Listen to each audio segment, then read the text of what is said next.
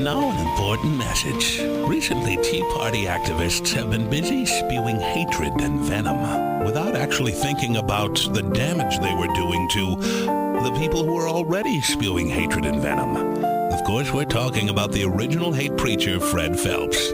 Since these Tea Party newcomers have cornered the market on hate, he's been forced to spew hateful rhetoric about more and more obscure places. Just listen to this sad clip. God hates Australia, land of the sodomite damned. Australia, dear friends. Tea Partiers and militia types have so taken over the hate speech arena that an old-school hate-monger like Fred Phelps has been reduced to Australia, to attacking the people who brought us Crocodile Dundee. We have warned Australia. It's sad, it's pathetic. But if you want to help Fred Phelps get back to hating the good old US of A, please give to Help Fred Phelps Hate America. Because hatred just looks ridiculous when it's directed at a land with all those cuddly soft koala bears. Don't you stupid Aussies get it? Australia is doomed. Let's keep American hatred focused where it belongs. On America. Help Fred Phelps hate America. He'll thank you. And so, for that matter, will Australia. For further irrefutable proof that God hates Australia, go to GodHatesTheWorld.com and click on Australia. Come on.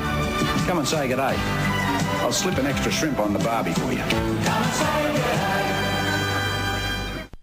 This man is nuts. You have heard by now, I hope, the story of Fred Phelps and the father of the slain Marine, Snyder, who, this story just blows my mind, okay?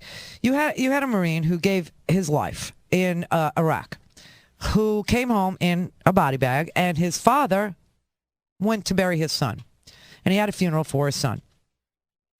At the funeral, Fred Phelps from the Westboro Baptist Church, which is really Fred Phelps and his freaky family in Kansas, decided to go to the funeral in Maryland, seriously, and picket the funeral with signs that said things like, God hates, I'll use the gay F word, okay?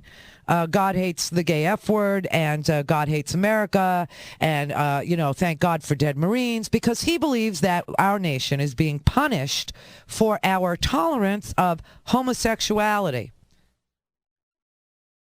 So according to Fred Phelps, evidently God doesn't just hate homosexuals, he's totally unhinged by them, his own creation. And so the father of the slain Marine took Fred Phelps and his Westboro Baptist Church to court, saying that they had a right to privacy at the funeral. And the court had a jury trial. The jury found for Mr. Snyder, said he did have a right to privacy at his son's funeral, and awarded Mr. Snyder about $11 million. Court reduced that to $5 million. Westboro Baptist Fred Phelps, this hate preacher, appealed it. It went to the Fourth Circuit Court of Appeals, the most conservative court of appeals. I know because I had a case there, which, by the way, is cited in this case. I was sickened that they used my case for this case.